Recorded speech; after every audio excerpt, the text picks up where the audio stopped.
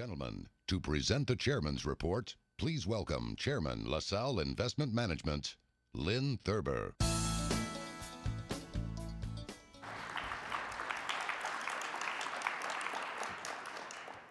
Good afternoon. In case you weren't sure if you're in the right room, this is the warm-up act for the Global Capital Markets panel. Having been the warm-up act for Sam Zell in Chicago, I know I'm in a great spot. Thank you for joining us in Vancouver for ULI's Spring Meeting. This promises to be a wonderful event in an extraordinary city. I'd like to thank our host committee, the British Columbia District Council, and its chairman, Alan Boniface, for their dedication and hard work to ensure the success of our meeting. They've done an outstanding job, as you will all experience over the next 2 days. I've been told that this is our first ULI spring or fall meeting outside the United States, but that isn't quite factually correct. In 1985, 29 years ago, we indeed had a first ULI spring meeting in Toronto. Even acknowledging that we are only 30 miles from the border, and this may be our second spring meeting outside the United States, we are pleased to view our Vancouver location as a reflection of ULI's growing international presence and the increasing number of our ULI members with business operations in multiple countries.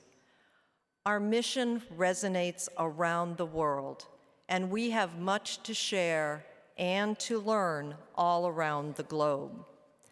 The major focus of this meeting is building communities that are healthy, resilient, and prosperous, all characteristics of Vancouver. If you were lucky enough to take one of the mobile tours, you saw this firsthand. There is much we can all learn from Vancouver's impressive track record with transit, density, and environmentally conscious design. I also want to recognize the fine work of our program committee and its chairman, Laura Lee Martin. This spring's program is rich with content.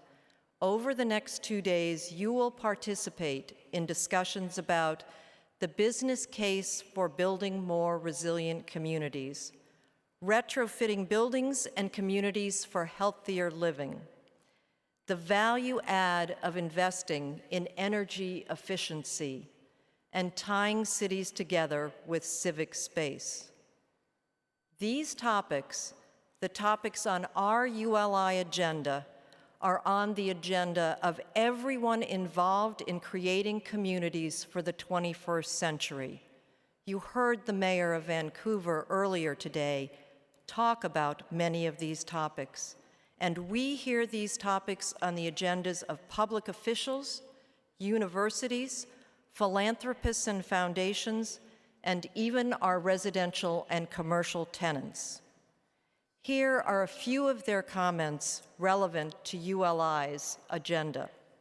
From President Obama, "The old rules may say we can't protect our environment and promote economic growth at the same time. But we can figure this out. It's not an either-or. We've got to look after our children, we have to look after our future, and we have to grow the economy and create jobs." From Interior Secretary Sally Jewell, "With nearly 80% of our population living in cities where open spaces are few and far between, expanding our urban parks is critical." From Salt Lake City Mayor Ralph Becker, "The only way to improve transit service is to better fund it. That should be a no-brainer." From Lee Fisher, President of CEOs for Cities, "Imagine a city where technology, science, engineering, and economic development mix comfortably with art and design, where every neighborhood is walkable and you can buy a quart of milk without burning a gallon of gas. Want to change the world? Start with your city.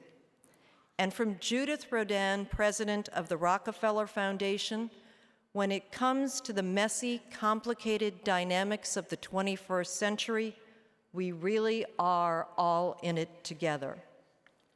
My point is, now is ULI's time.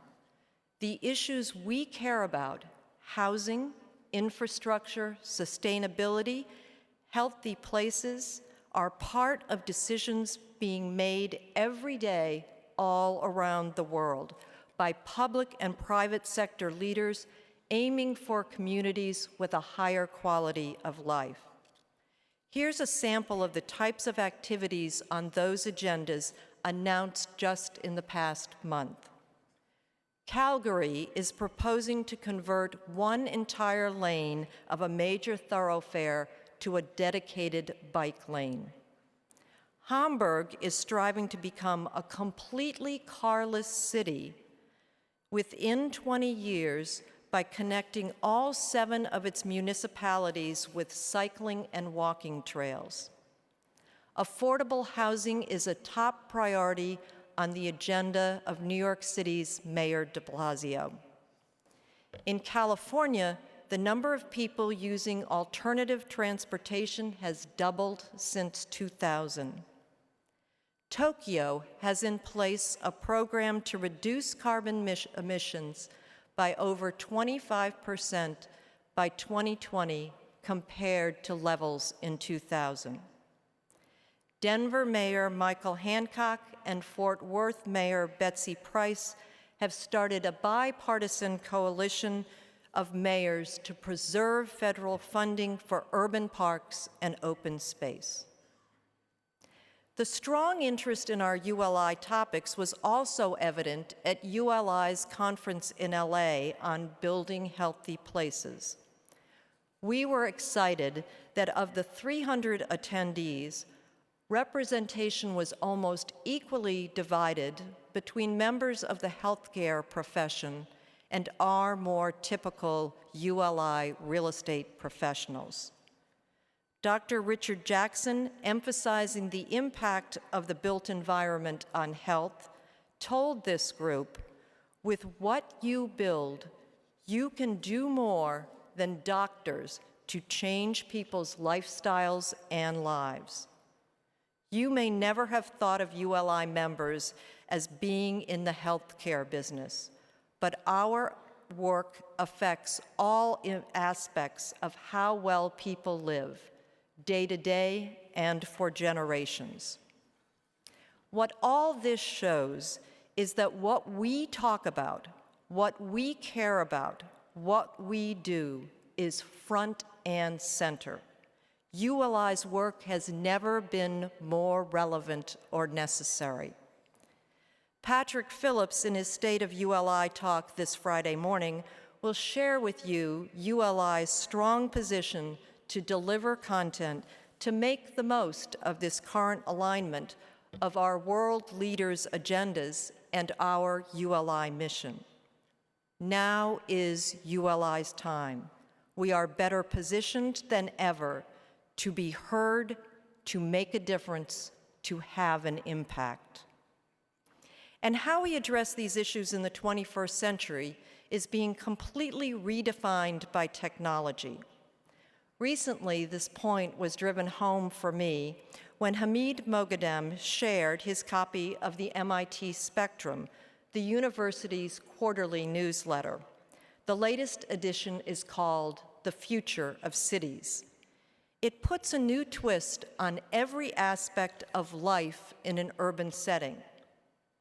Think about 300 square foot micro apartments transformed in seconds from 2 bedrooms and a study into 1 party room. Envision a multi-track transit line stretching from Boston to Washington, D.C. that accommodates all forms of transportation: trains, cars, bikes, and even pedestrians. Ponder the notion that building materials will be produced by 3D printers and pieced together like giant Legos by robots. This is not a list of dreams from academics. MIT is exploring what is to become a real part of the urban evolution in the very near term. The impact of technology was a focal point of our ULI midwinter meeting of our trustees and leaders. We heard from futurist Vivek Wadhwa, who talked about how technology is transforming how people work, live, interact, and grow older.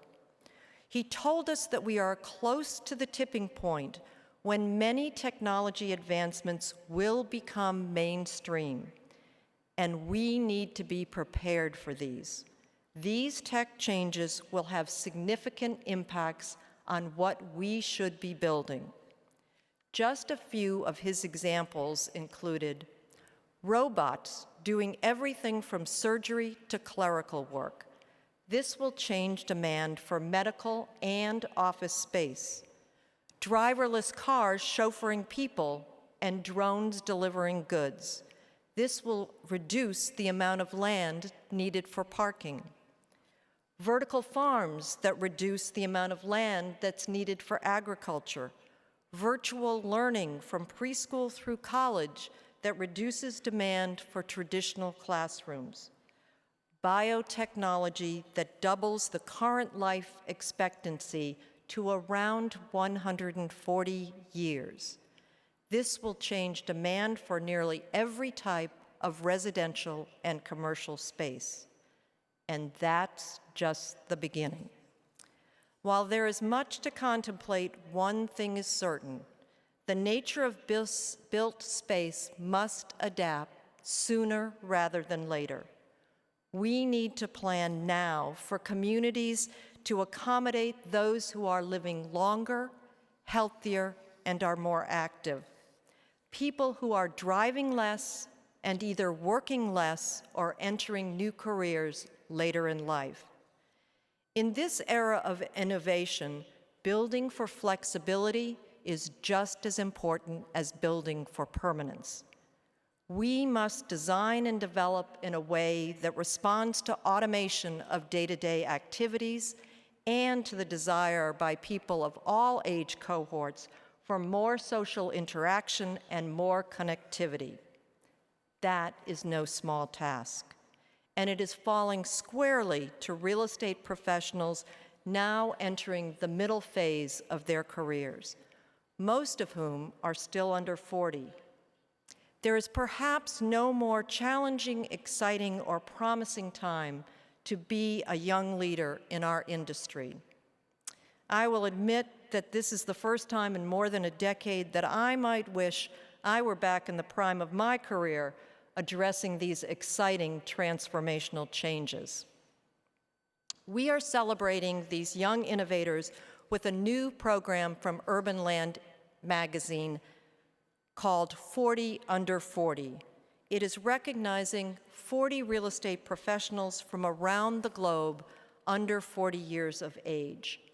We're looking for those who are pushing the envelope in all real estate and land use disciplines, those who are willing to take risks and experiment, those who are embracing new approaches to improve the built environment. Nominations are being accepted through June 1st.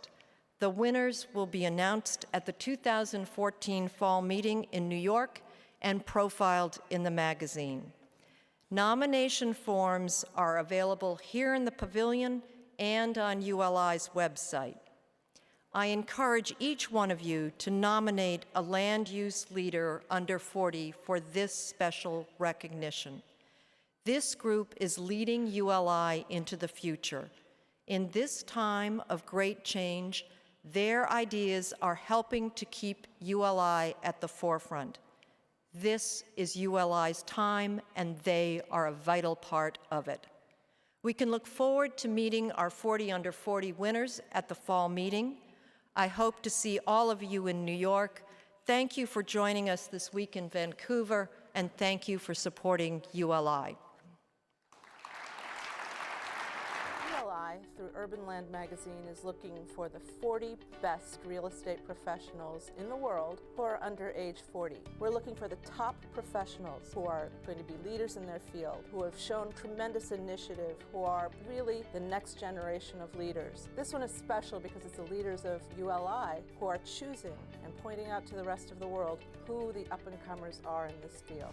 If you know someone in your firm or who you do business with who really is a go-getter, has a tremendous amount of potential, call attention to those people by nominating them to be among the inaugural class of the 40 under 40 for Urban Land magazine.